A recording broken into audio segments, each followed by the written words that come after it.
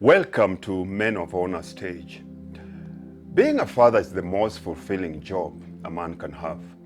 As Christian parents, we have the unique opportunity to make an external investment in the lives of our children. Jesus often referred to God as Father. God the Father gives unconditional love, gives leadership and guidance. He protects and allows us to learn by His words. God has entrusted us with His sacred title, Father. In the last few decades, society has strayed away from the importance that fatherhood holds.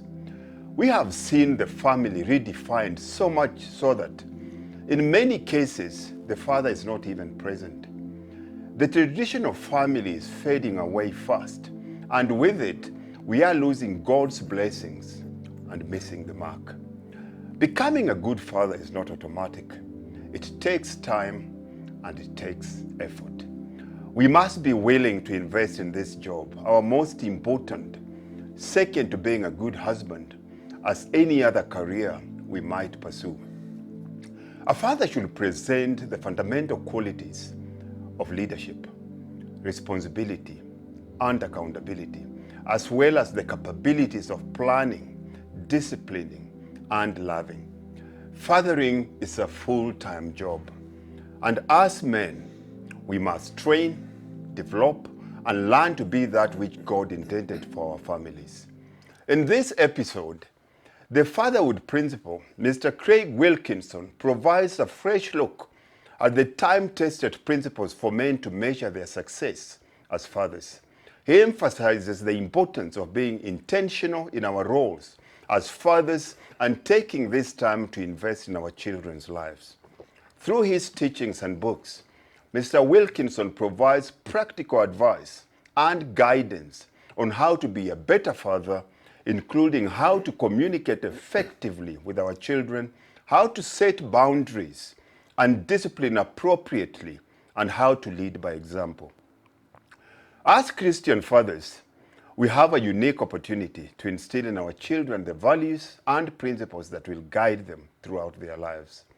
We can show them the love, we can give them the grace and mercy that God the Father has shown us, and we can model for them what it means to be a godly man. In our world where fatherhood is often undervalued or neglected, it is more important than ever for us as men to take our role as fathers seriously. Let us commit to investing in our children's lives and being the fathers that God has called us to be. Let us lead with love, responsibility, and accountability. And let us be the men that children need us to be. So help me and put your hands together and let's give a very warm welcome to my friend, my brother, and my confidant, Mr. Craig Wilkinson, to the show. Thanks, Craigie. Steve. You said it all, brother. Thank you. Thank you for making the time. You're a busy man. It's a pleasure always a pleasure to talk with you. It's always very good to have you with us today. How was your trip to New Zealand? Fantastic. Well, I went there for my two kids, as you know, and my daughter graduated from university as a teacher. It was fantastic hanging out with them. And one thing that has always stood out for me since the very first day I met you is the role that you play as a father. Right. And that's one thing. I look at you as a man that lives his words. I don't bring you in because you're just a guy that I like or you're just a man that talks about it. I've had the opportunity to watch you very closely when you are with your kids. The role that you play in their lives, the way you talk to them and all those things. In a world where we're suffering from fatherlessness, how did you become this man that I'm talking to? Steve, my children have been the most inspirational thing in my entire life. Apart from my faith, it was just a no-brainer from the start. They need us as dads, and they love us unconditionally. Your daughter sees you as her first romance. Your son sees you as his first hero. And so it's hard to understand why men don't respond to that call, you know. I was a single dad for many years as well. And of course, I began to see especially in my kids' friends, just the devastation caused by disengaged fathers who are not present in their children's lives. And so for me, it's been the most inspirational journey of my life, you know. Early on in my life, I had an experience with my daughter where she had an operation in her heart. And it was a small hole that needed to be repaired. And when we got to the theatre, she was petrified, you know, a little girl. She was 2.5 years old. And I said to the surgeon, please, can I just come in with her, you know, just to allay her fears. And he said, look, we don't normally allow it, but you can do that. So he allowed me to carry her into the theatre and even put the gas mask over her face that put her to sleep. And operation was a great success. She came out the next day. But a month later, we were standing around with a group of friends at my house. And one of my friends asked my daughter, Blythe, I believe you were in the hospital recently. And she looked up at him and she said, yes, my heart was broken. She said, but my daddy fixed it. How sweet. And Steve, I mean, that blew me away because I realized that I was her hero, that I was everything to her. And I asked myself, am I that man? And the answer was, in some ways, yes, but there's a lot of work to do. You know, we all work in progress as men.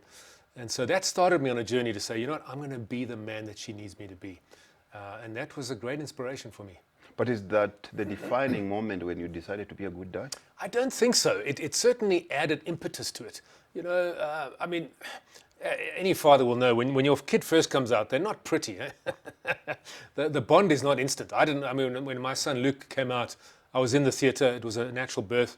And I remember standing there looking horrified and looking at this little creature, you know, mottled and grey and, you know, and you think, man, I didn't sign up for that. But very soon, you know, within a few days, you fall in love, man. You fall in love because this child is just totally dependent on you.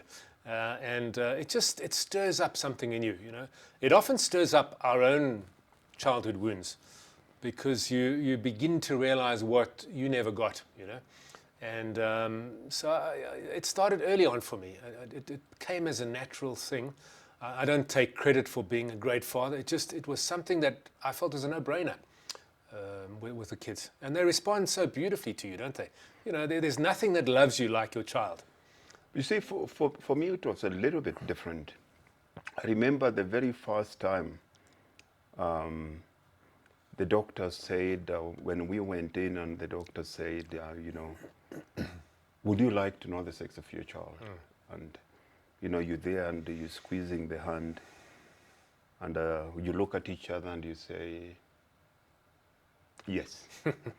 And then at that point says, it's going to be a boy. The first thing that went through my mind was fear. The fear was, am I good enough to be a father to this child? Do I have what it takes to be a father? Am I qualified? What happens if I mess this child's life up? Totally, I became very terrified. Right. I mean, the love came only later, but at that point, there was fear. There was big fear, and chances are, if you had given me the opportunity to run, I don't know if I would have taken it. Right. The possibilities are I would have done because I didn't feel like I'm enough. I'm enough as a father to do that. Now, focusing on you, it's more or less hard for you to be a father if you never had a father role model in your life. Yeah. There has to be somebody that played a very big role in you growing up. And that's where you started drawing your strength from, deciding, if I can be to this little guy who that person was to me, who was that person for you? There wasn't one. There wasn't one. And so I think sometimes there's an overcompensation. You know, if you had a father who was incredibly strict, sometimes fathers say, I'm never going to be like that to my kid, and they overcompensate. Sometimes they would perpetuate whatever the bad was. But I think a lot of men operate in a little bit of a vacuum, Steve. A lot of men grow up and they haven't had true masculinity and fatherhood modeled to them, so they're winging it. You know, they're just going on instinct. And as you know, men battle to ask for direction, so we don't ask for help either. So we just kind of wing it. So yeah, I did not have that. I mean, I had a father, but a father was one of those guys that's there but not there, you know, and quite distant. and quite performance-oriented and driven. So a lot of what I learned as a father was learning from my own woundedness and the mistakes of my father, and just winging it really. And I think a lot of guys have that problem, don't they? So what do you say in a society where we have men that are old enough to have sex and make babies, but not mature enough to be fathers? Yeah, it's a big problem, man. And men that are big enough to propose to a woman, put a ring on their finger, but also not mature enough to be husbands. Yeah, it's a big problem. So where do we go from there? Look, I mean, the solution to that is a massive, massive question, isn't it? I think the reality is what we're doing here is part of the solution. We need to raise up a generation of good men, and every single man, myself included, you included, needs to go on a journey of saying, you know what, let me look in the mirror, let me see where I'm at, let me see what my triggers are, my wounds are, my limitations are. I mean, the fact that you had that fear, for me, is a good thing, because it shows that you were conscious and aware of your own limitations. But you also went on a journey to heal those limitations and to fix them. I mean, you're a self-development guru, body, mind, and soul. And I think all of us men need to do that. We need to say, we're living in a nation which is unfathered, and every single man needs to, and very few of us arrived at adulthood whole. We all had wounds and messed upness, from society, from our mothers, from our fathers, from communities, from peers. And all of us need to take stock of ourselves and look in the mirror and say, you know what, I need to grow up to be a man. I've got a man's body, but is the driving force in me a wounded boy, or is it a mature man? And we all need to go on that journey to become mature whole men. And that's where brothers are so important, isn't it? Yeah. I mean, you help me, you call me out, I help you, I call you out. When I'm down, you encourage me. When I'm straying off the line, you call me out, and vice versa. We need that, and we need to learn to ask for help and to be vulnerable. Because only then can we admit that we need help, and admit that, hey, I've got a long way to go, and go on that journey, to become that man. We've been created in the image and after the likeness of our Maker. Yes. An image is what you see in the mirror. Mm-hmm. And in most cases, if you don't have a father, whatever is closer to the mirror becomes the image. Mm-hmm. And we live in a country where the image is very much feminine, because the people that 60% or 65% to be exact of the household are female-led in this country. Yeah. If it's not the woman, it will be the drug lord, or it will be the corrupt politician, but whichever way it is. Now, we are men, or there is any man that I'm yet to meet that hasn't left behind a trail of blood. Mm. And when I talk about that, I'm talking about the traditional and the biblical way.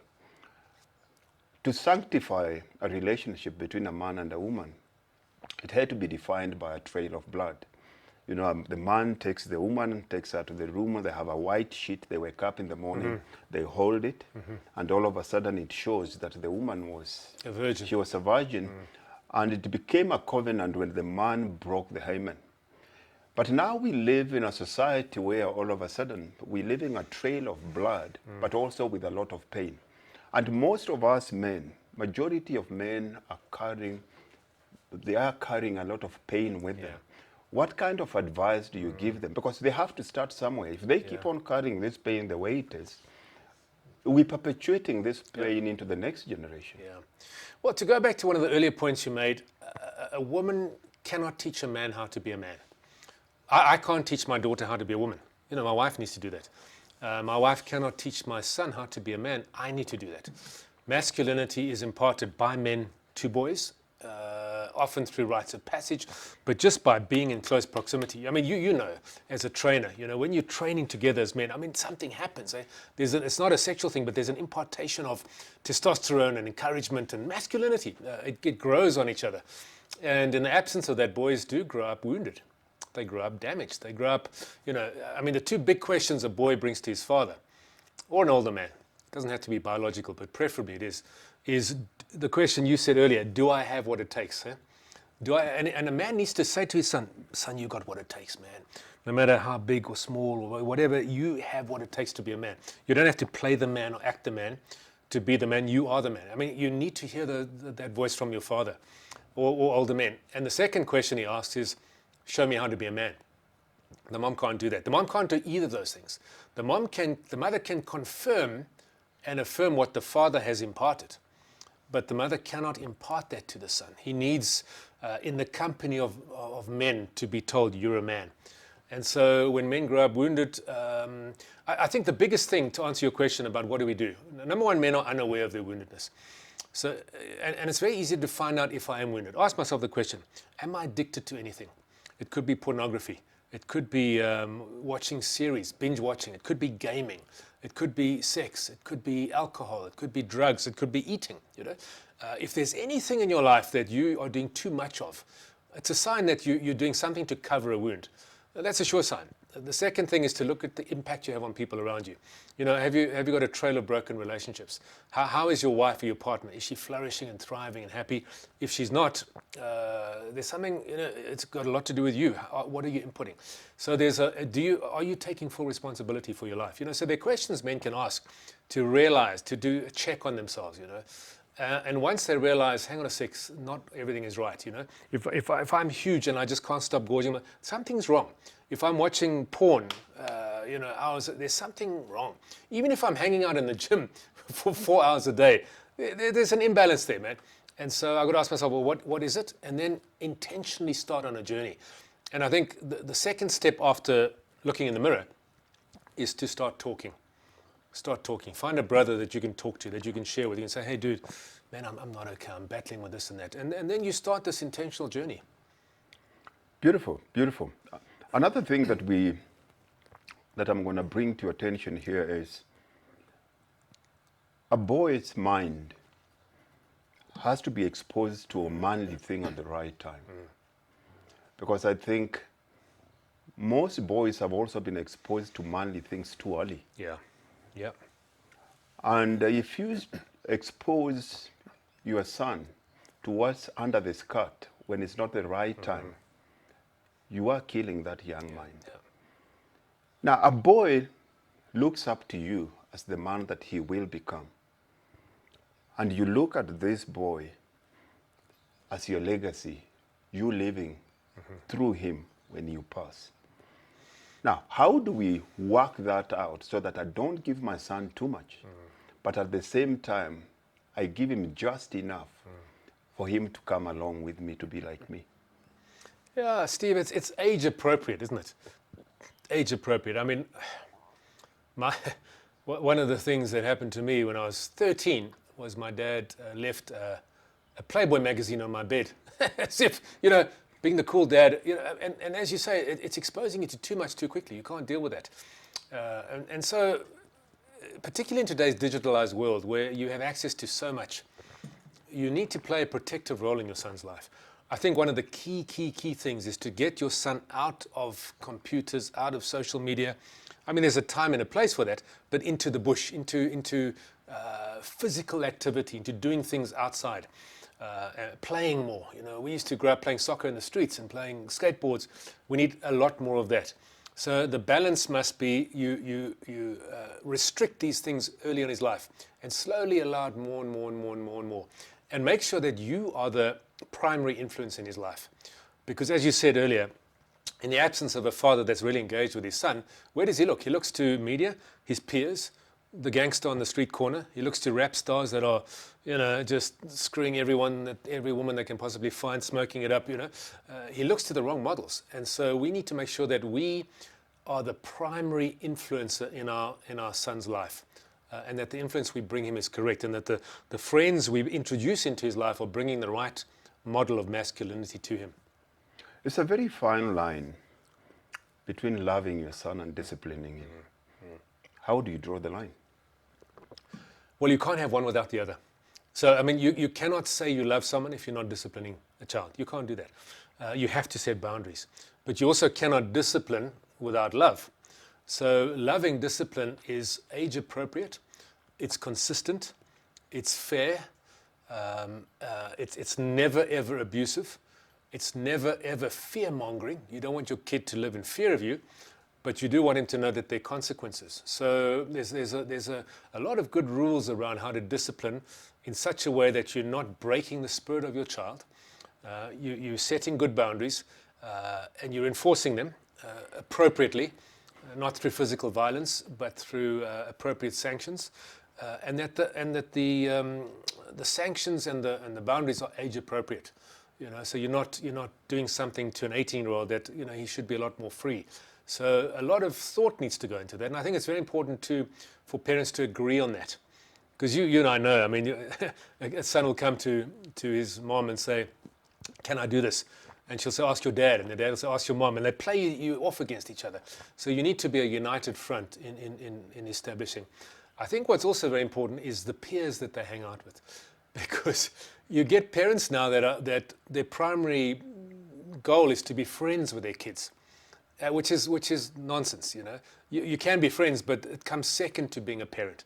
And so when you have these cool parents who let their kids do anything and drink beer, whatever, and your kids are hanging out with them, and they say, "Oh no, but Steve's mom says he can do that. Why can't I?" You need to manage that. You manage the environment in which they exist. So if I'm hearing you correctly, there is, you also have to know the homes and your kids' friends better. 100%. 100%. I used to, Steve, I don't know if you've had this experience. I used to get kids arriving on my doorstep with my kids and spend the night, and I'd never met their parents. Now, I could never allow that. If my son or daughter stayed somewhere, I would go and meet the father, shake his hand very firmly, look him in the eye, make sure that this is okay. Because if you don't do that, you don't know what's happening behind the scenes. So you have to make sure that you know them. You have to make sure, 100%. Now, there's a woman there listening to you talk, and she doesn't have a man in her life, but she's got 2 boys that she's bringing up. Right.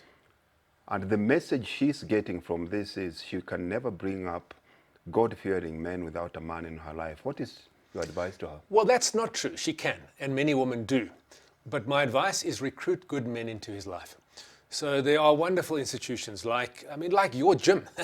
You get a boy coming to a gym and being trained by someone who's a man. That already is an impartation of masculinity. That's already he's getting his masculine needs met. You get Scouts, Boy Scouts, beautiful organization.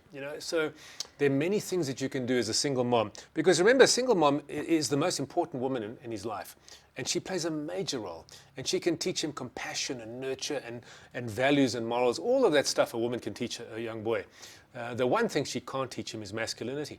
And the one need she cannot meet is that need for masculine validation. But she can recruit uncles, older brothers, grandfathers, coaches, teachers, trainers, into his life so that he has exposure to that. And that's the answer to that. What are the qualities I must look for in myself to be a good father? A few. I think, number one, fatherhood's a parallel journey. So, and by that I mean, you don't only learn techniques for fathering. You need to refather yourself. We as men, so we impart to our children. So what's in us will be imparted, and you cannot give what you don't have. So, for instance, if you have anger, if you have racism or whatever inside you're going to impart that. So the parallel journey is working on yourself to become the best man you can be.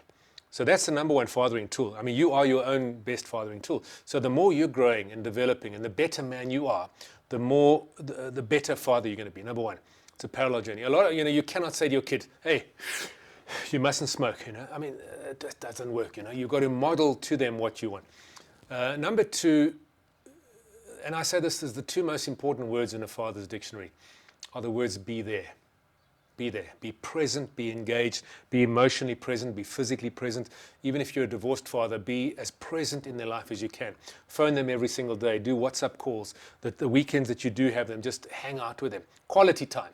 So quality engaged time is absolutely crucial. So you're working yourself a man and you're being present and engaged in their lives.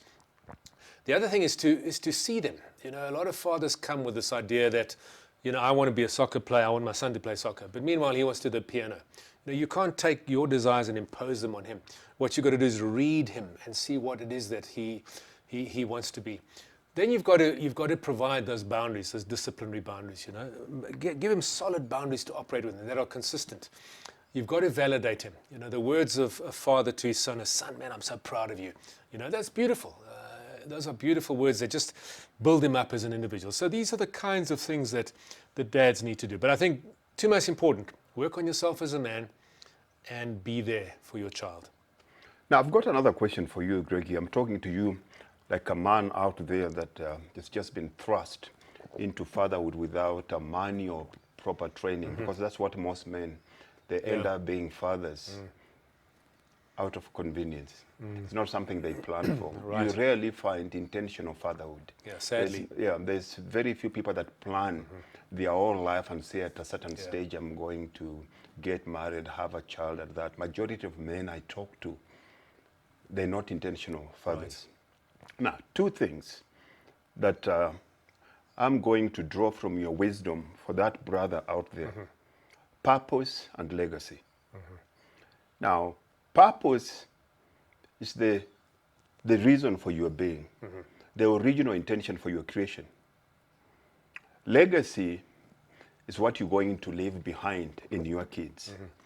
How do you separate those two for that man to know which path he's on? Purpose versus legacy. Yeah.